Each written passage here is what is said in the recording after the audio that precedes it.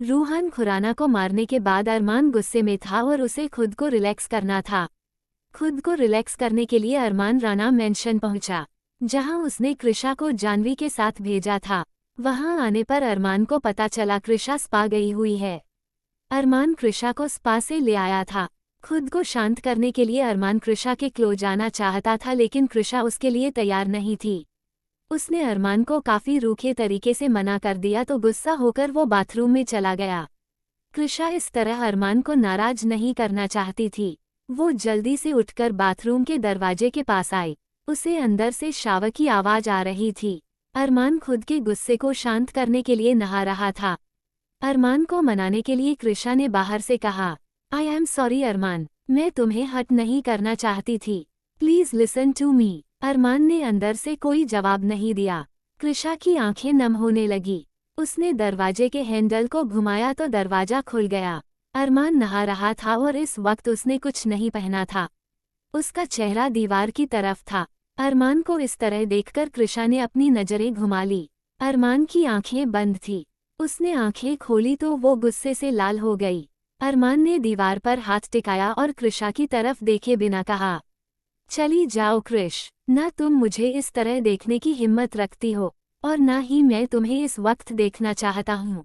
कृषा ने नजरें उठाकर अरमान को देखा और धीरे कदमों से चलकर उसके पास गई।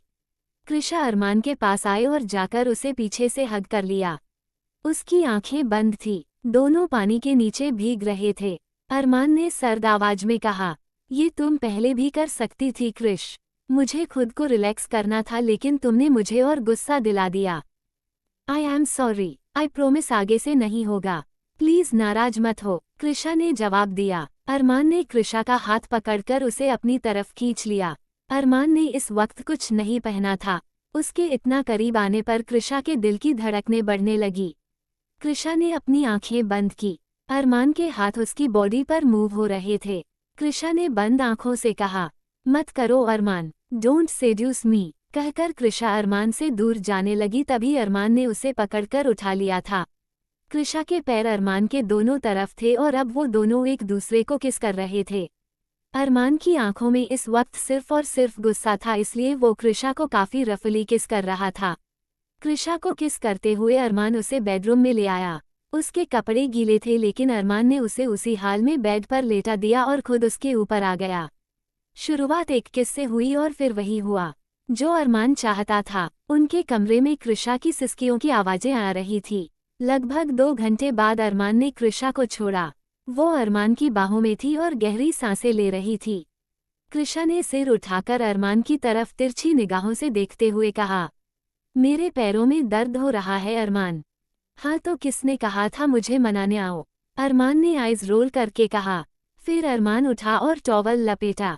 उसने कृषा को ब्लैंकेट ओढ़ाया और उसके पैर बाहर निकालकर धीरे धीरे उसके पैरों को मसाज करने लगा।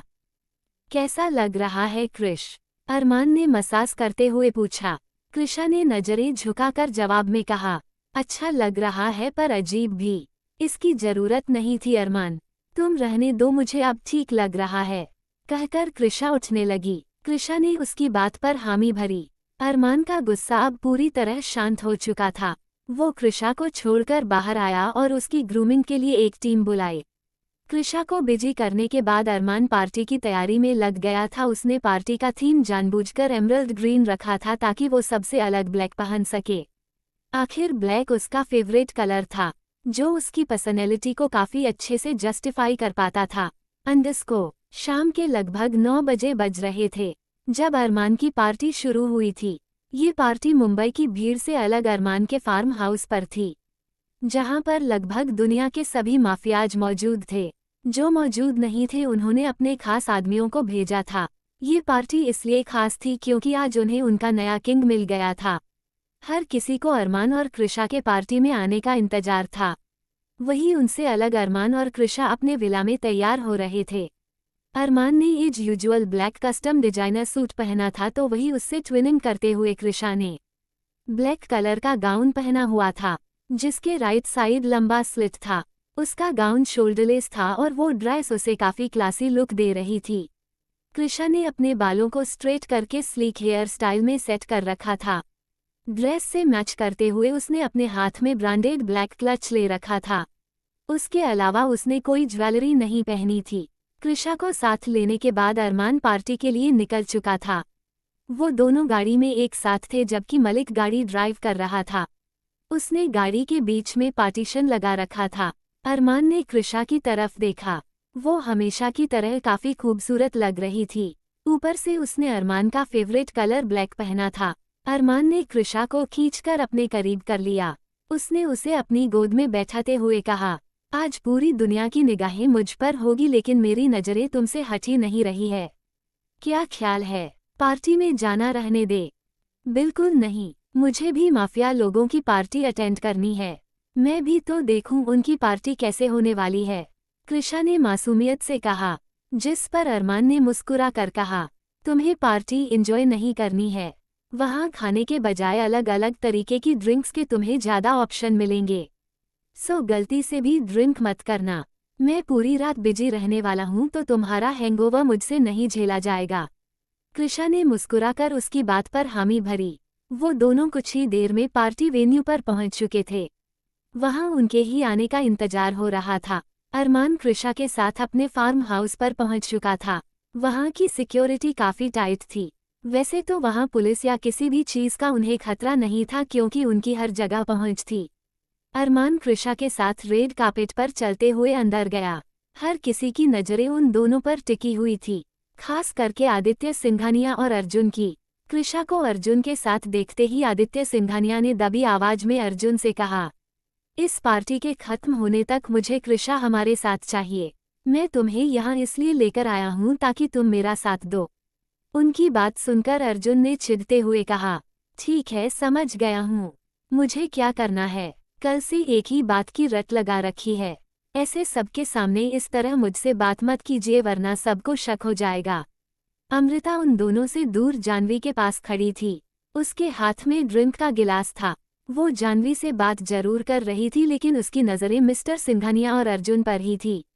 जानवी ने अमृता की नज़रों को फॉलो किया और फिर उन दोनों की तरफ देखकर पूछा, कुछ हुआ है क्या अमू? आप परेशान लग रही है। क्या दादू और भाई कुछ प्लान कर रहे हैं? जानवी मिस्टर सिंघानिया को अच्छे से जानती थी। अगर अमृता की नज़रें उन पर टिकी थी तो मामला आम नहीं हो सकता था। अमृता ने जानवी की तरफ देखकर हाँ में पलके झपकाए और फिर धीरे से कहा, मिस्टर सिंघानिया अरमान और कृषा को अलग करना चाहते हैं। पहले मैं भी उनसे सहमत थी लेकिन अब कृषा को अरमान के साथ खुश देखती हूँ तो मुझे नहीं लगता उन्हें अलग करने की जरूरत है। मेरे लिए कृषा और तुम्हारी खुशी से बढ़कर कुछ नहीं है। फिर भले ही तुम दोनों राणा खानदान के लड़कों से ही शादी क्यों ना करो। अमृता की बात सुनकर जानवी के होठों पर छोटी सी मुस्कुराहट आ गई। उसने फिर जवाब में कहा, अरमान जितना हार्ड दिखता है वो कृषा के लिए उतना टफ नहीं है। वो उसकी बहुत केयर करता है। मैंने खुद देखा है। उस डेविल का दिल हमारी एंजल के लिए धड़कने लगा है और रही बात शब्द की तो उसकी तरफ से आप बेफिक्र हो जाइए। शब्द राणा में सिर्फ एक बुरी आदत है कि उसे सोना बहुत पसंद है। उसके अलावा वो बहुत अच्छा इंसान है मॉम। अमृता जानवी और कृषा दोनों के लिए ही खुश थी। वो उन दोनों की खुशियां चाहती थी और वो उन दोनों को मिल रही थी। जानवी से बात करके अमृता ने वापस आदित्य सिंघानिया और अर्जुन की तरफ देखा तो वो वहां नहीं थे। इसी के साथ उसके चेहरे पर गहरी चिंता की लकीरें आ गई। उसने पार्टी में इधर उधर नजरें दौड़ाई तो उसे कहीं भी वो दोनों दिखाई नहीं दिए।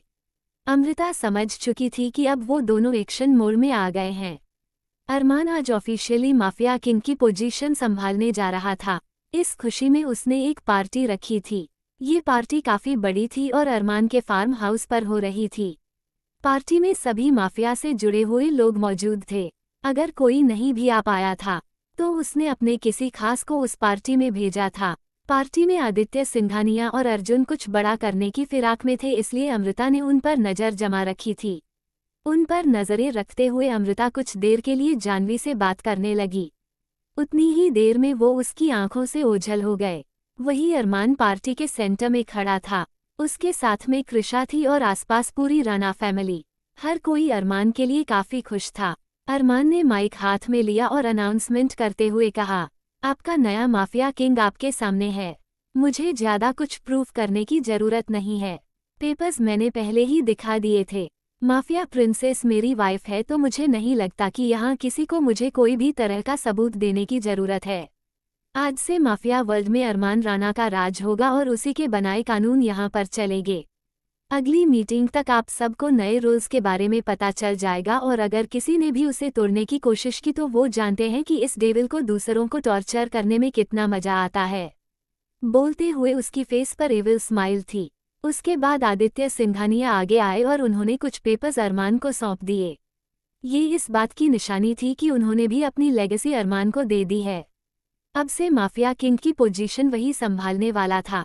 आदित्य सिंघानिया के पेपर देने के बाद उन्होंने शैंपेन की बोतल खोली और सब अपनी तरह से सेलिब्रेट करने लगे। सब कुछ होने के बाद अरमान और कृषा डांस फ्लोर पर आए। हर किसी की नज़र उन्हीं पर टिकी हुई थी। वहां की लाइट डिम हो गई थी और अरमान और कृषा साथ में डांस कर रहे थे।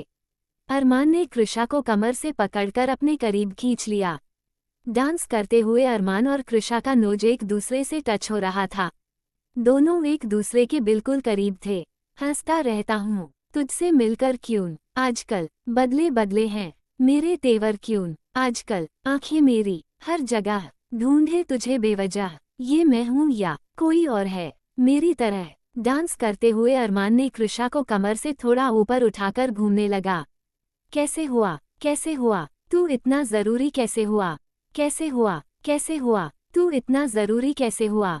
फिर डांस करते हुए अरमान ने कृषा के गाल पर हाथ घुमाया।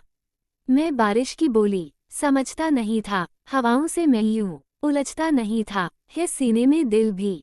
कहाँ थी मुझे ये खबर, कहीं पे हो रातें कहीं पे सवेरे, आवारगी ही रही साथ मेरे। ठहर जा ये कहती है तेरी नज़र, क्या हाल हो गया है ये मेरा। आंखें मेरी हर जगह ढूंढे तुझे बेवजह, ये मैं हूँ या कोई और है मेरी तरह। डांस करते हुए अरमान ने कृषा को वापस अपने पास खींच लिया। कैसे हुआ तू इतना जरूरी कैसे हुआ, तू इतना जरूरी कैसे हुआ तू इतना जरूरी कैसे हुआ। उस पार्टी में वुल्फ भी मौजूद था। उसने उन दोनों को डांस करते देखा तो उन्हें देखकर उसके चेहरे पर एविल स्माइल थी। वो धीरे से बड़बड़ा कर बोला, ये सही है ना, डेविल सबके सामने अपनी कमजोरी का अनाउंसमेंट कर रहा है। वैसे माफिया किंग बनने के बाद कोई इस तक पहुंच तो नहीं पाएगा, लेकिन तुमसे इस बेवकूफ़ी की उम्मीद नहीं थी बेबी राना। वुल्फ हाथ में ड्रिंक का ग्लास लिए एकटक उन्हें देख रहा था, तभी उसके पास शब्द आया। शब्द उसके पास आकर उसके गले लगाते हुए बोला, वरदान चाचू आप इंडिया कब आए, और इस पार्टी में आपका होना टोटली अनएक्सपेक्टेड है। वुल्फ का असली नाम वरदान राणा था, हर्षवर्धन राणा के छोटे भाई का बेटा। वो लगभग 40 साल का था, दिखने में बिल्कुल फिट एंड फाइन। चेहरे पर हल्की दाढ़ी, मूंछ और परफेक्टली सेट किए हुए बालों में वो अपनी उम्र से काफी कम लग रहा था। उसकी एम्बर ब्राउन आइज की वजह से वो अलग दिखता था।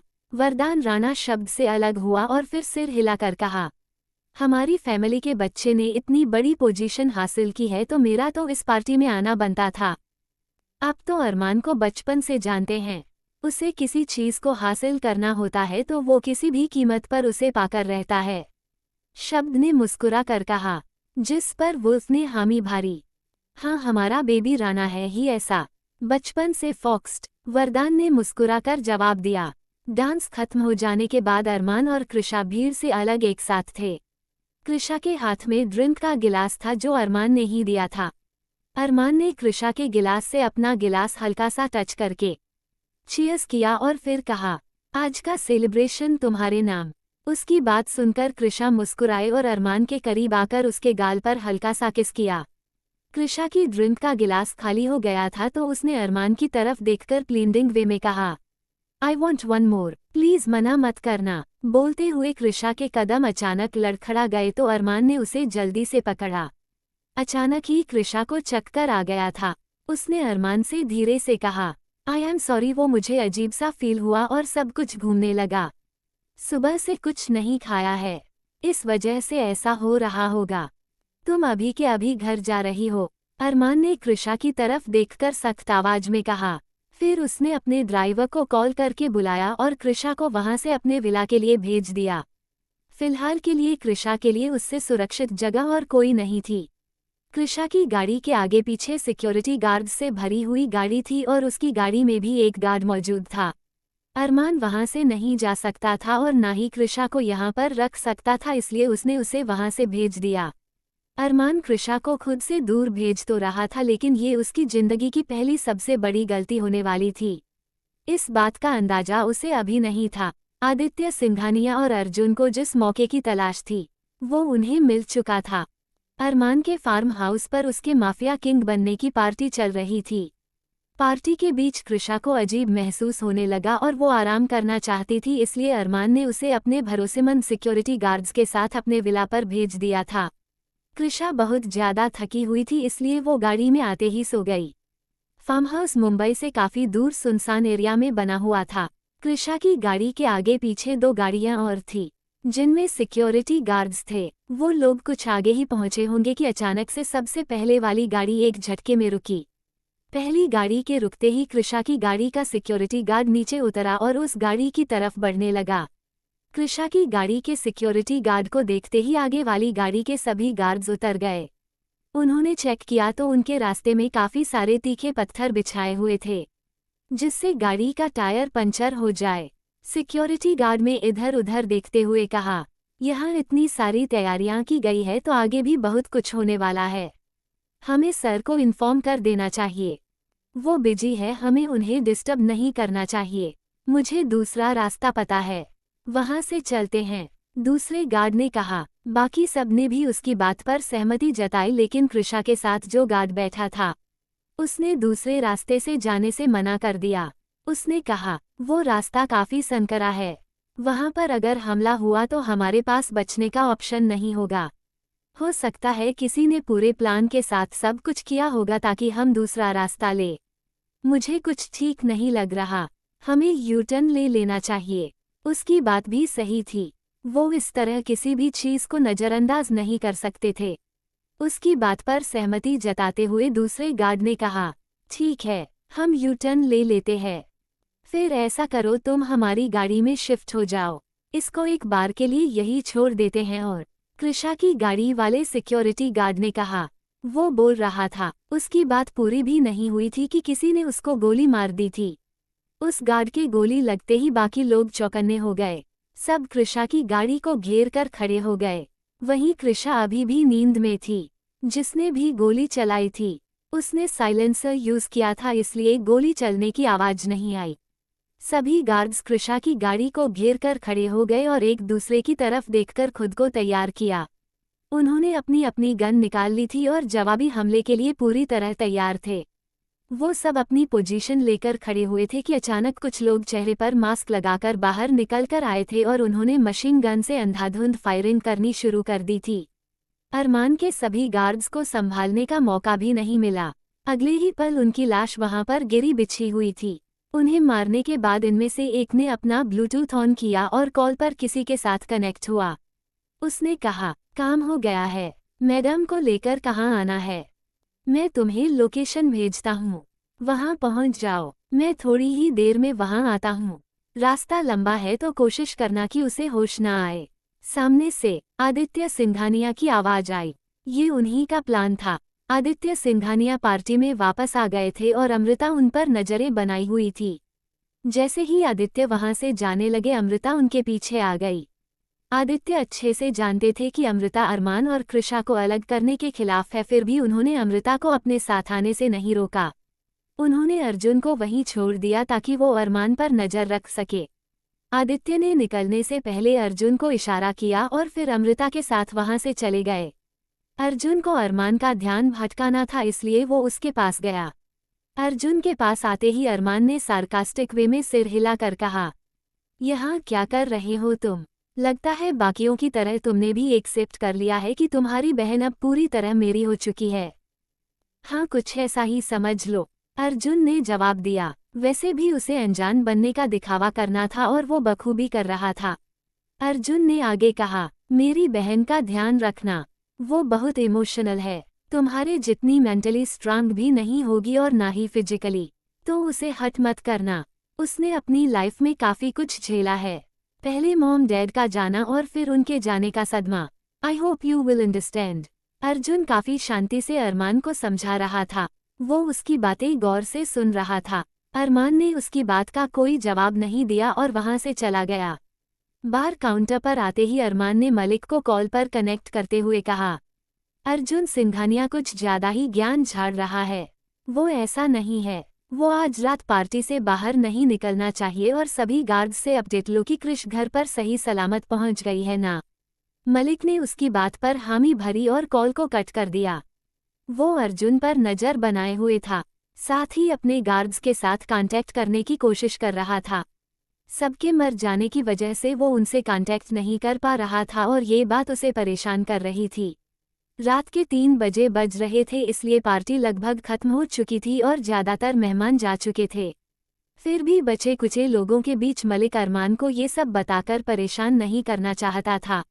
उसने तुरंत अपने कुछ गार्ड्स को उन सभी रास्तों पर भेज दिया जो अरमान के विला तक जाते थे। वहीं दूसरी तरफ आदित्य सिंघानिया अमृता को लेकर अपने घर जाने के बजाय कहीं और जा रहे थे।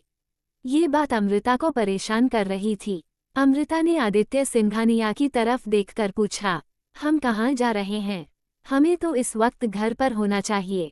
अर्जुन भी पार्टी में रुक गया। अजीब बात है ना, ये और कृषा भी कब से दिखाई नहीं दे रही थी। हम कृषा के पास ही जा रहे हैं अमृता। एक गुड न्यूज़ है। लोगों की इतनी कोशिशें करने के बावजूद मैंने अपनी पोती को फिर से हासिल कर लिया है और अब मैं उसे जाने नहीं दूंगा। हम उसी के पास जा रहे हैं, आदित्य सिंघानिया ने जवाब दिया। उनके फेस पर इविल स्माइल थी तो वही अमृता के चेहरे का रंग उड़ गया था जब उन्हें पता चला कि कृषा को आदित्य सिंघानिया ने किडनैप कर लिया है। सुबह के लगभग 4 बज गए थे जब अरमान की पार्टी से सारे मेहमान जा चुके थे। यहाँ तक कि राणा फैमिली भी वहाँ पर नहीं थी। मलिक का गार्ड्स के साथ में कांटेक्ट नहीं हो पाया था, इसलिए उसने अर्जुन को अपने पास पहले ही किडनैप करके रख लिया था। उसने अर्जुन को नीचे बेसमेंट में बंद कर दिया था। वो अरमान के पास जा रहा था कि तभी उसके पास दूसरी बार भेजे हुए गार्ड का कॉल आया और उसने वहां बाकी सिक्योरिटी गार्ड्स की लाशें होने के बात बताई। मलिक समझ चुका था कि वहां गड़बड़ हुई है। अब अरमान से छुपाने लायक कुछ बचा नहीं था। मलिक अरमान के पास आया तो उसे देखते ही अरमान बोला, आज सबके चेहरे देखने लायक थे। I mean अपने राइवल्स के। आदित्य सिंघानिया का चेहरा देखने लायक था जब उसने अपनी लेगेसी मेरे हाथों में दी। I really enjoyed that moment। अरमान मालिक से बात कर रहा था, तभी उसने देखा मलिक का चेहरा उतरा हुआ है और वो उसकी बात का कोई जवाब नहीं दे रहा था। अरमान ने गहरी सांस लेकर छोड़ी और कहा, चलो बता भी दो क्या कांड हुआ है। वैसे भी कौन सी नई बात है। जब कुछ होने पर तुम इस तरह शक्ल पर 12 बजे बजाकर मेरे सामने खड़े हो जाते हो। मलिक ने अपना चेहरा ऊपर किया और धीरे से कहा, मैम मिसिंग है। जैसे ही मालिक ने कहा, अरमान के हाथ में वाइन का गिलास था।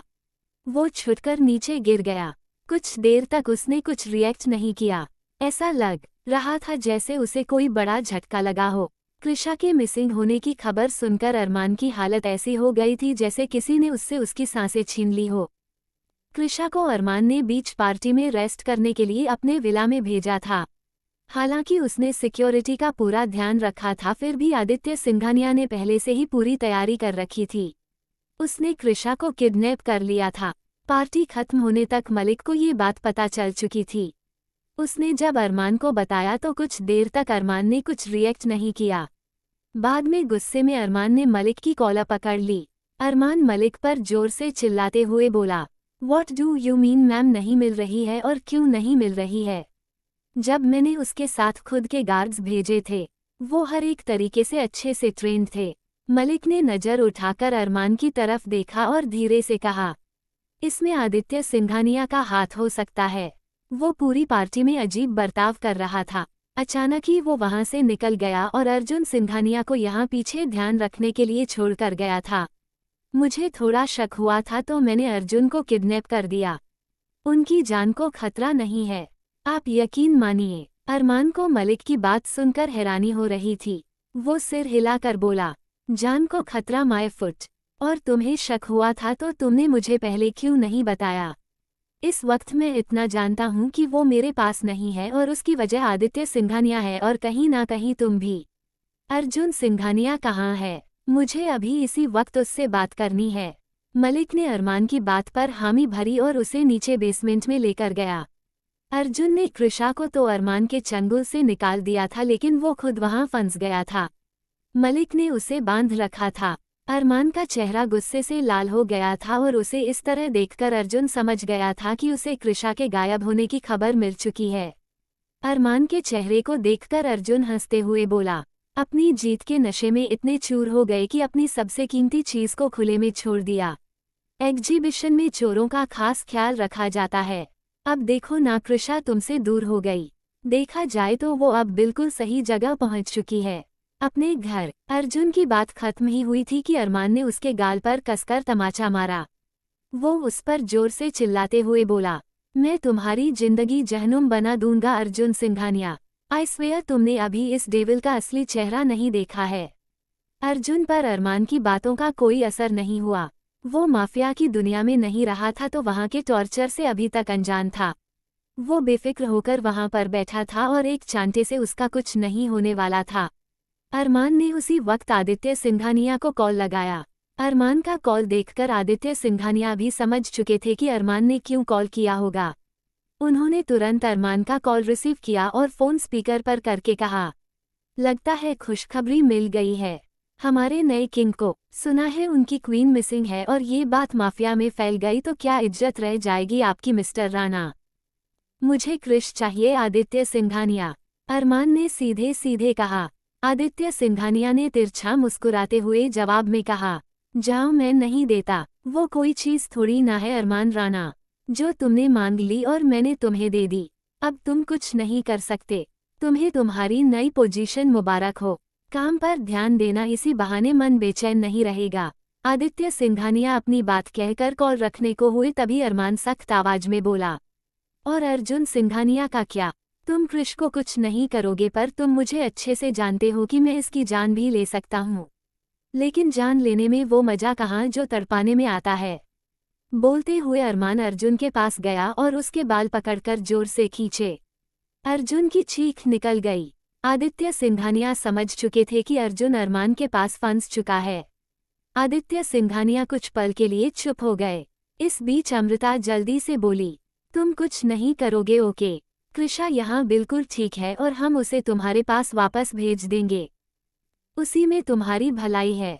जितना देर करोगे उतना ही अर्जुन सिंघानिया को तकलीफ होगी, अरमान ने सख्त लहजे में कहा।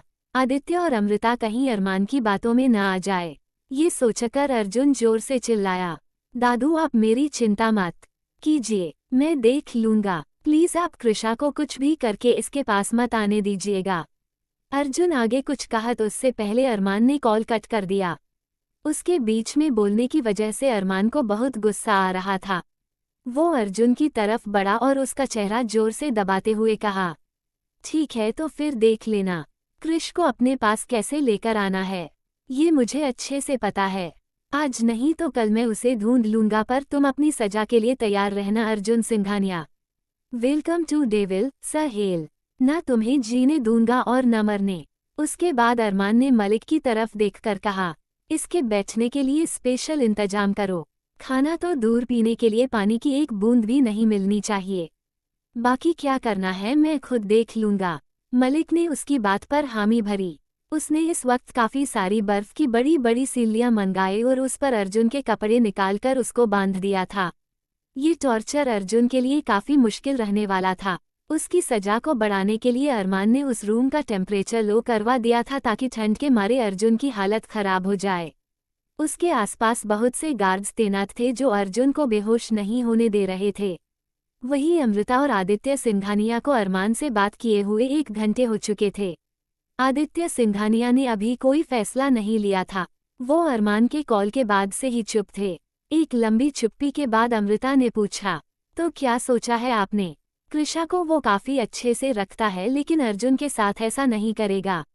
आप जानते हो वो हैवान है और उसको उसकी हर सांस के साथ तड़पाएगा। आदित्य सिंघानिया के लिए फैसला लेना मुश्किल हो रहा था।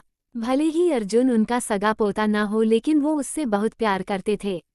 अमृता की बात भी सही थी। अगर आदित्य सिंघानिया कृषा को अरमान के पास भेजते तो वो उसे काफी प्यार से रखता, लेकिन अर्जुन के साथ ऐसा नहीं था। काफी देर सोचने के बाद उन्होंने सख्त आवाज में कहा, ऐसा मौका बार बार नहीं मिलेगा जब तक कृषा हमारे पास है। वो अर्जुन को नहीं मारेगा। बाकी अर्जुन ने कहा है वो संभाल लेगा। हम अर्जुन को वहां से निकाल लेंगे लेकिन कृषा को उसके पास में वापस कभी नहीं जाने दूंगा। आदित्य सिंघानिया ने अपना फैसला ले लिया था। एक मुश्किल फैसला जो अर्जुन, अरमान और कृषा तीनों पर ही भारी पड़ने वाला था। कृषा को आदित्य सिंघानिया ने किडनैप कर लिया था। ये बात अरमान को पता चल चुकी थी और उसने भी अर्जुन को अपने कब्जे में ले लिया था। अरमान ने अर्जुन को छोड़ने के बदले कृषा को मांगा था। आदित्य सिंघानिया ने कृषा को नहीं छोड़ा था क्योंकि कॉल पर अर्जुन ने यही कहा था कि वो खुद को संभाल लेगा। अरमान अच्छे से जानता था कि आदित्य सिंघानिया आसानी से कृषा को छोड़ने वाले नहीं है। उन्होंने कॉल पर भी कोई जवाब नहीं दिया था तो उनके कॉल कट होने के साथ ही उसने अर्जुन को टॉर्चर करना शुरू कर दिया था। नीचे अर्जुन का टॉर्चर चल रहा था तो वहीं ऊपर अरमान अपने कमरे में था। उसने गुस्से में पूरे कमरे का सामान तहस नहस कर दिया था।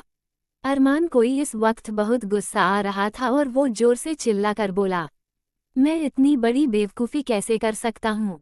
अपनी लाइफ की ये मेरी पहली गलती थी जब मैंने कृष को खुद से अलग करने के बारे में सोचा भी। अरमान को समझ नहीं आ रहा था कि वो क्या करें। पहली बार उसकी लाइफ में ऐसी सिचुएशन आई थी जब उससे कोई गलती हुई हो और वो उसे सुधार भी ना पा रहा हो। वही मलिक ने हर्षवर्धन राणा और हरलीन को तुरंत कॉल करके कृषा के किडनैप होने की बात बता दी थी। वो राणा मेंशन जा रहे थे। आधे रास्ते से ही वो वापस फार्म हाउस लौट आए थे। अरमान के गुस्से के सामने मलिक की हिम्मत नहीं थी कि वो उसके कमरे में जा सके। ऊपर कमरे से सामान टूटने की आवाज भी आ रही थी। हर्षवर्धन राणा और हरलीन वहां पहुंचते ही सीधे अरमान के कमरे में गए। हरलीन को देखते ही अरमान उसके गले लग गया और गहरी सांसें लेते हुए बोला, बुआ, उन्होंने मुझसे मेरी कृष को छीन लिया। मुझे नहीं समझ आ रहा मैं क्या करूं। मेरा मन कर रहा है मैं पूरी दुनिया खत्म कर दूं। प्लीज डू समथिंग बुआ, मुझे मेरी कृष वापस चाहिए। हरलीन ने पहली बार अरमान को इतना बेचैन देखा था तो वही हर्षवर्धन राणा को भी बुरा लग रहा था। हरलीन उसे सहलाते हुए बोली, चिंता मत करो अरमान, सब ठीक हो जाएगा। हम हमारी कृषा को वापस ले आएंगे। तुम ले आओगे। तुम्हें खुद पर यकीन होना चाहिए। तुम जानते हो ना तुम कौन हो और क्या कर सकते हो। सब जानता हूँ बुआ और सब कुछ जानते बुझते हुए भी मैंने उसको खो दिया। अरमान ने नम आंखों से कहा। पहली बार वो अपने इमोशंस शो कर रहा था। अरमान की ऐसी हालत देखकर हर्षवर्धन को गुस्सा आया। वो इस वक्त बाहर गए और आदित्य सिंघानिया को कॉल किया। उनका कॉल देखकर आदित्य ने कहा, तो तुम तक भी खबर पहुंच चुकी है। अच्छी बात है, अपने पोते को कहो कि मेरे पोते को कुछ नहीं होना चाहिए। आदित्य आगे कुछ कहता उससे पहले हर्षवर्धन राणा ने सर्द आवाज में कहा, एक बार के लिए मैं शांतनु सिंघानिया की गलतियों के लिए उसे माफ कर सकता हूँ लेकिन आज तुमने जो किया है उसके लिए कभी नहीं। कृषा को वापस भेज दो आदि, नहीं तो अच्छा नहीं होगा। मैं अरमान को रोक नहीं पाऊंगा। उन्होंने इतना ही कहा और फिर कॉल कट कर दिया। वहां उनके सामने मलिक खड़ा था। आदित्य सिंघानिया उस पर जोर से चिल्लाए, तुम अरमान के साथ साए की तरह रहते हो तो फिर कृषा के मामले में ढील कैसे बरत सकते हो। आज तुम सब की वजह से मेरा अरमान तकलीफ में है। मलिक ने सिर झुका कर कहा, जानता हूँ गलती मेरी ही है। मेरा पूरा ध्यान यहाँ की सिक्योरिटी पर था। मुझे नहीं लगा था कि मैम पर हमला होगा क्योंकि सर के दुश्मन और दोस्त सब एक जगह पर इकट्ठा थे। हर्षवर्धन ने मलिक की बात का कोई जवाब नहीं दिया और ऊपर अरमान के पास जाने लगे। वही मलिक को भी खुद पर बहुत गुस्सा आ रहा था। वो अरमान के साथ काफी सालों से था और अरमान को उससे भी बेहतर तरीके से जानने लगा था। उसने भी महसूस किया था कि कृषा अरमान के लिए क्या बन गई है। भले ही अर्जुन के सामने अरमान खुद को कमजोर नहीं दिखा रहा था लेकिन उसकी आंखों में साफ दिखाई दे रहा था कि कृषा के जाने से वो कितना दर्द में है। मलिक ने अपना हाथ दीवार पर पंच करते हुए कहा, मुझसे इतनी बड़ी गलती कैसे हो सकती है। मुझे खुद उनके साथ जाना चाहिए था। वही हर्षवर्धन राणा ऊपर पहुंचे तो उन्होंने देखा अरमान हरलीन की गोद में सिर रखकर सोया हुआ था। हरलीन उसके बालों को सहला रही थी। हर्षवर्धन के आते ही हरलीन ने धीरे से कहा, सो गया है, बहुत मुश्किल से सुलाया है, दवाइयाँ देनी पड़ी है। मैंने इसे इतना तकलीफ में कभी नहीं देखा, इसकी मॉम के जाने पर भी नहीं। विराट भैया ने दूसरी शादी की तब भी नहीं। ऐसा लग रहा था ये पहले से ही उन सब चीजों के लिए तैयार था, लेकिन आज जो हुआ ये इसके लिए टोटली अनएक्सपेक्टेड था डैडी जी। बोलते हुए हरलीन की आंखें नम होने लगी थी। हर्षवर्धन ने अरमान के चेहरे की तरफ देखा और हरलीन से कहा, ये तड़प रहा है कृषा के लिए। आज मेरे बच्चे को उसकी खुशियां मिली थी और आज ही उसकी जिंदगी की सबसे बड़ी खुशी उससे छीन गई। मैं इसके लिए आदित्य सिंघानिया को कभी माफ नहीं करूंगा। उसने मेरे हर एक बच्चे के साथ नाइंसाफी की है, पहले तुम्हारे साथ तो फिर अब मेरे अरमान के साथ। हर्षवर्धन को भी बहुत गुस्सा आ रहा था। वो अरमान को अकेला नहीं छोड़ना चाहते थे, इसलिए वहीं उसके पास बैठ गए। अंडस्को शब्द और जानवी को भी कृषा के मिसिंग होने की बात पता चल चुकी थी। जानवी अरमान के फार्म हाउस जाने के बजाय शब्द के साथ सिंघानिया मेंशन जा रही थी। उसे यही लगा था कि कृषा को उन्होंने वहां पर रखा होगा और जैसे तैसे करके वो कृषा को सिंघानिया मेंशन से निकाल लेगी। जानवी शब्द के साथ गाड़ी में थी और वो दोनों इस वक्त सिंघानिया मेंशन के आगे खड़े थे। बाहर निकलने से पहले शब्द ने जानवी से कहा, तुम अंदर जाने के लिए श्योर हो ना? कहीं ऐसा ना हो कि वो तुम्हें भी अपने साथ रख ले। मैं असली माफिया प्रिंसेस नहीं हूँ, इसलिए उन्हें कोई फर्क नहीं पड़ता कि मैं किसी से भी शादी करूँ। उनके लिए कृषा इम्पॉर्टेंट है और अपनी लेगेसी। जानवी ने सख्त लहजे में जवाब दिया और फिर गाड़ी से बाहर निकली। उसने अपने पीछे शब्द को आने का इशारा किया। जानवी शब्द के साथ अंदर पहुंची तो वहां सिक्योरिटी गार्ड्स के अलावा और कोई नहीं था। उसने पूरा घर छान मारा था, कृषा वहां नहीं थी। ये देखकर जानवी काफी निराश हुई। शब्द ने बुझी आवाज में कहा, मुझे नहीं लगता कि वो उसे यहाँ लेकर आएंगे भी। अरमान ने कृषा को खो दिया, पता नहीं वो कैसे रिएक्ट कर रहा होगा। मैं अपने भाई को अच्छे से जानता हूँ, वो जल्दी से सामने वाले को अपने इमोशंस शो नहीं करता है। अंदर ही अंदर तड़प रहा होगा। बोलते हुए शब्द की आंखें नम होने लगी। जानवी ने उसे शांत करने के लिए गले लगाया और सहलाते हुए कहा, चिंता मत करो, मैं उनके हर एक ठिकाने के बारे में जानती हूँ। मुझसे कोई जगह छुपी हुई नहीं है जहां आदित्य सिंघानिया उसे रख सकते हैं। हम कृषा को ढूंढ लेंगे। जानवी के साथ होने पर शब्द को थोड़ी हिम्मत मिली। वो दोनों सिंघानिया मेंशन से निकलकर फार्म हाउस पर जा रहे थे, तो वहीं दूसरी तरफ अमृता और आदित्य सिंघानिया उस जगह पहुंच चुके थे जहां कृषा को रखा गया था। सुबह के लगभग 7 बज चुके थे। आदित्य सिंघानिया और अमृता साथ में मुंबई से दूर एक गांव में पहुंचे। वो जगह मुंबई से काफी दूर थी। गांव में एक पुराने जमाने की बड़ी सी हवेली थी जहां उन्होंने कृषा को रखा था। कोई सोच भी नहीं सकता था कि आदित्य सिंघानिया ने कृषा को इतनी दूर रखा है। पूरी हवेली को सिक्योरिटी गार्ड्स से भर दिया गया था ताकि कोई जानवर भी वहां कदम ना रख सके। अमृता को भी काफी हैरानी हुई कि आदित्य सिंघानिया कृषा को यहाँ रख सकते हैं। हालांकि उनका कोई भी ठिकाना अमृता से छुपा हुआ नहीं था। अंदर की तरफ आते हुए अमृता ने आदित्य जी से कहा, कृषा को होश आ गया होगा, उसे पता चलेगा कि आपने उसे किडनैप किया है तो वो आपसे नाराज हो जाएगी। आदित्य जी ने बिना किसी भाव के कहा, मुझे अच्छे से पता है उसकी नाराजगी कैसे दूर करनी है। किडनैप तो उसे अरमान राणा ने भी किया था, शादी भी कर ली, फिर भी वो उसके साथ प्यार से रह रही थी। उससे मिले हुए उसे ठीक से 6 महीने भी नहीं हुए, फिर भी उससे प्यार करने लगी, तो हमारा नाता तो उसके बचपन से है। आदित्य को कृषा की फिक्र नहीं हो रही थी, लेकिन अमृता को उसकी बहुत परवाह थी। वो आदित्य सिंघानिया के साथ अंदर एक कमरे में गई। कृषा बेड पर लेटी हुई थी, उसे अभी भी होश नहीं आया था। कृषा के चेहरे पर मासूमियत देखकर अमृता को और भी बुरा लगने लगा। वो आदित्य से बोली, इससे पहले कि ये होश में आए, हमें इसे अरमान तक पहुंचा देना चाहिए। ये कैसी बातें कर रही हो तुम अमृता? इतनी मुश्किल से हमारी पोती हमारे पास वापस आई है और तुम चाहती हो कि हम इसे जाने दे? आदित्य सिंघानिया ने गुस्से में कहा। अमृता जानती थी कि उन्हें किस तरह हैंडल करना है। उसने धीरे से कहा, अर्जुन वहां उसकी कैद में है। कृषा को पता चला तो उसे अच्छा नहीं लगेगा। अच्छा तो बहुत कुछ नहीं लगेगा, पर इसी बहाने उसे भी तो पता चले कि ये जिससे प्यार करती है वो किस हद तक जा सकता है। उसे पता चलेगा कि इसके चक्कर में वो अर्जुन को किस हद तक टॉर्चर कर रहा है, तो कृषा उससे अपने आप नफरत करने लग जाएगी। आदित्य जी ने जवाब दिया, वो दोनों आपस में बातें करने में लगे थे, तभी कृषा की धीरे धीरे आंखें खुलने लगी। उसे कुछ समझ नहीं आ रहा था वो कहाँ है। कृषा ने इधर उधर देखा तो वहाँ कोई नहीं था सिवाय आदित्य और अमृता के। कृषा ने सवालिया नजरों से अमृता की तरफ देखकर कहा, अमू मैं कहाँ हूँ, मैं यहाँ क्या कर रही हूँ और अरमान कहाँ है।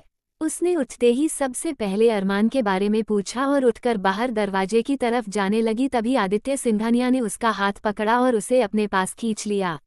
उन्होंने कृषा को दोनों हाथों से पकड़ते हुए कहा, तुम अपने घर पर हो, अपनी असली जगह भूल जाओ उसे और अपनी जिंदगी में आगे बढ़ो। कृषा ने आदित्य के हाथ झटके और सिर हिलाकर कहा, दादू आप ये कैसी बातें क्यों कर रहे हो। मैं अपने घर पर ही थी और अरमान के साथ खुश थी। आप मुझे यहाँ क्यों लेकर आए हो। मुझे नहीं रहना उसके बिना कहीं भी। उनसे बातें करते हुए कृषा की आंखें नम होने लगी और उसे डर लग रहा था कि कहीं आदित्य अरमान को कृषा से अलग ना कर दे। अमृता जानती थी कृषा कुछ इसी तरह रिएक्ट करेगी।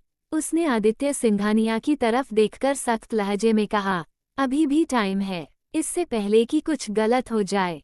आप इसे वापस भिजवा दीजिए। अपनी जिद छोड़ दीजिए और कम से कम बच्ची की खुशी की तो परवाह कीजिए।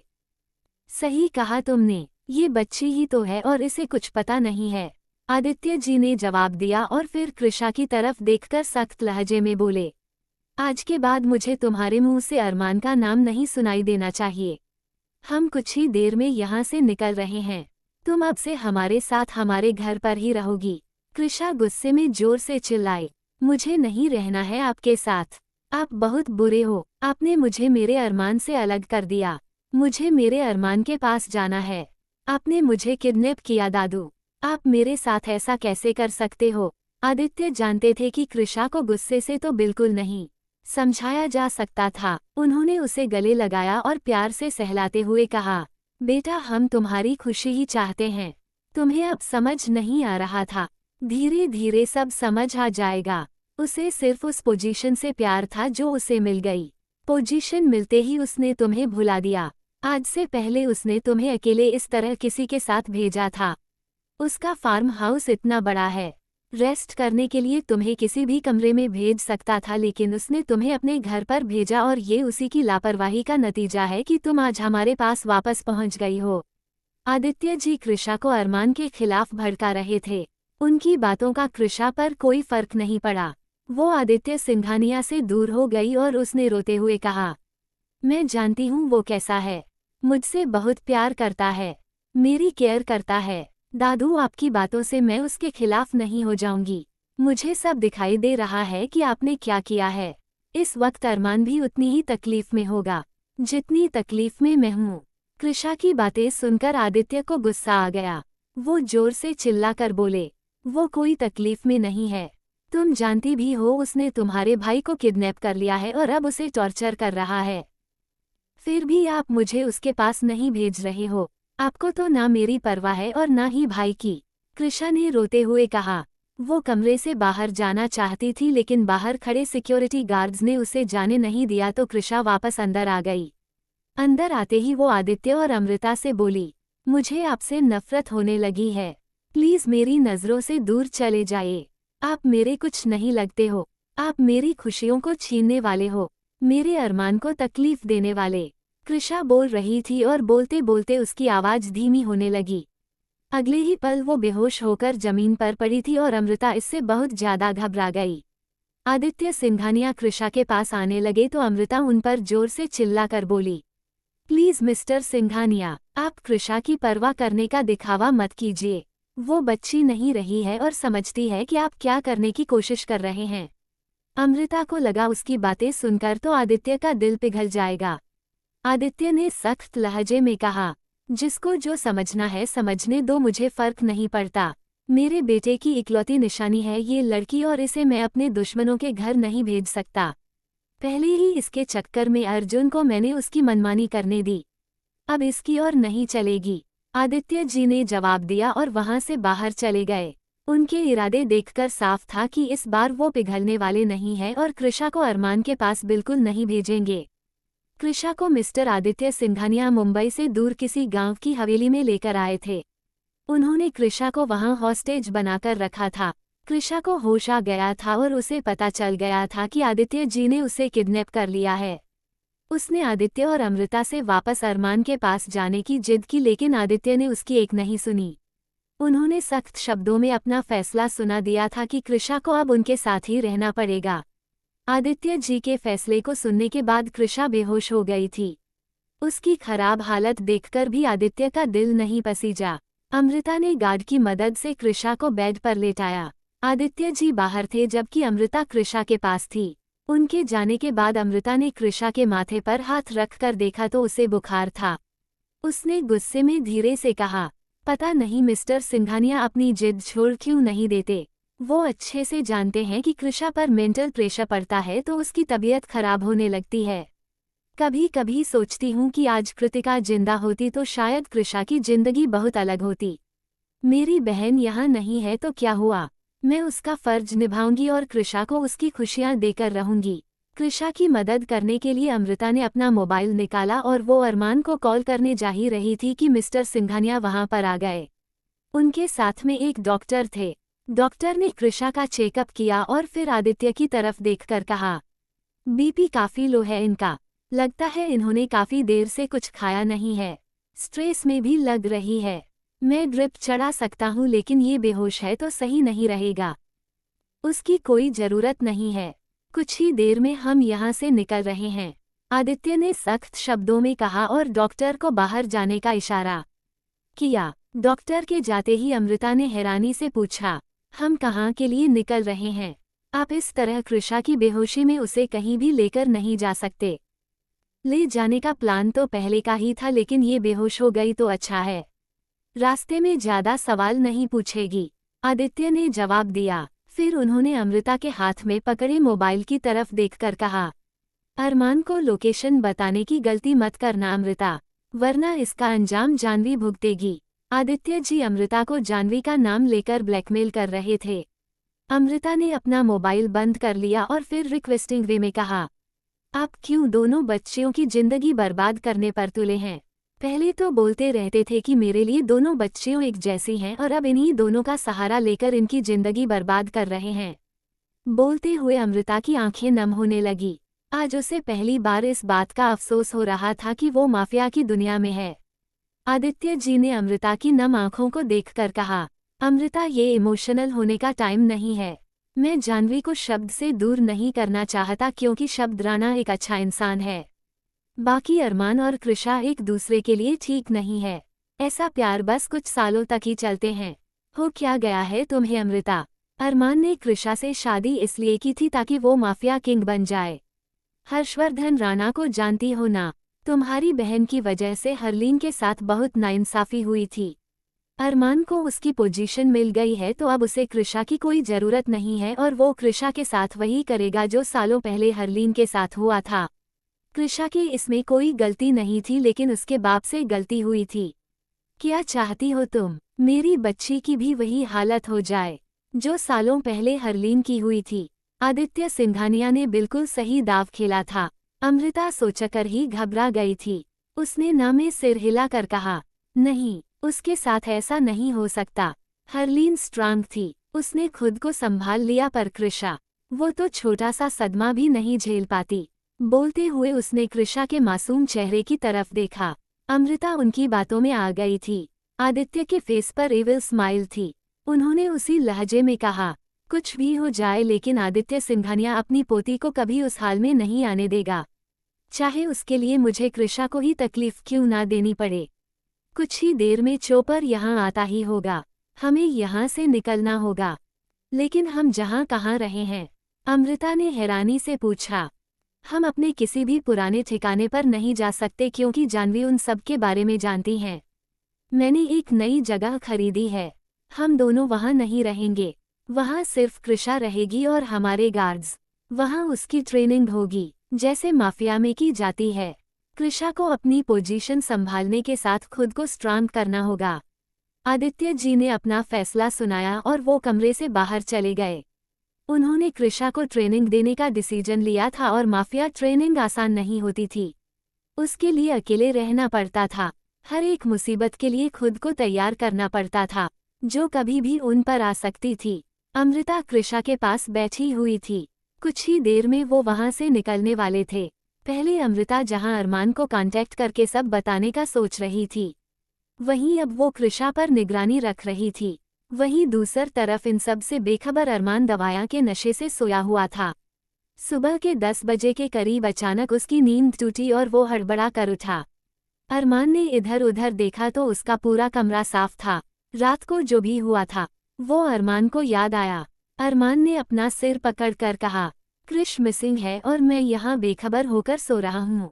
मुझे उसे ढूंढना होगा, इससे पहले कि आदित्य सिंघानिया उसे एक ऐसी जगह पर लेकर चले जाए जहाँ मैं चाहकर भी ना पहुँच पाऊँ। कृष ने कल पार्टी में कोई ज्वेलरी नहीं पहनी थी। अगर उसने कुछ भी पहना होता तो अब तक मैं उसे ढूंढ चुका होता। उसकी हर एक ज्वेलरी में मैंने ट्रांसमीटर फिट करवा रखा है। मैंने इस तरफ पहले ध्यान क्यों नहीं दिया? ना जाने क्यों कल कृषा ने अपनी ड्रेस से मैच करती हुई कोई एक्सेसरी नहीं पहनी थी। ये सब एक कोइंसिडेंस था, वरना अरमान के लिए कृषा को ढूंढना इतना मुश्किल भी नहीं था। उसकी हर एक एक्सेसरीज में अरमान ने एक ऐसी चिप फिट करवा रखी थी जिससे वो एनी टाइम उसकी लाइव लोकेशन जान सकता था। कृषा के कोई भी एक्सेसरीज ना पहने होने की वजह से अरमान के लिए मुश्किलें बढ़ गई थी। अरमान जल्दी से अपने बैग से उठा और रूम से बाहर आया। उसने देखा नीचे लिविंग रूम में हर्षवर्धन राणा और हरलीन मलिक के साथ थे। वो उसे इंस्ट्रक्शंस दे रहे थे और उन सभी जगह पर भेज रहे थे जहां पर आदित्य सिंघानिया कृषा को लेकर जा सकते थे। अरमान को देखते ही वो सभी चुप हो गए। अरमान उनके पास आया और तेज आवाज में कहा, इन सबसे कुछ नहीं होने वाला। मुझे जानवी चाहिए। अब वही मुझे कृष तक लेकर जा सकती है। अरमान भी जानता था कि जानवी से कुछ छुपा हुआ नहीं है, इसलिए उसने जानवी से मिलने की डिमांड की। वहीं दूसरी तरफ जानवी शब्द के साथ थी और मुंबई से आसपास उन सभी इलाकों में कृषा को ढूंढ रही थी जहां वो हो सकती थी। उसे मुंबई से सबसे पास और सुरक्षित जगह में वो हवेली ही याद आई जहां थोड़ी देर पहले कृषा आदित्य सिंघानिया और अमृता के साथ थी। जानवी शब्द के साथ वहां पहुंच चुकी थी और वहां की सिक्योरिटी देखकर वो समझ गई थी कि हो ना हो कृषा वहीं पर है, लेकिन वो सबके सामने अंदर नहीं जा सकती थी। जानवी और शब्द वहां पहुंचे तब चोपर बाहर खड़ा हुआ था। इससे वो दोनों समझ गए थे कि अब तक मिस्टर सिंघानिया कृषा को लेकर वहां से निकले नहीं है।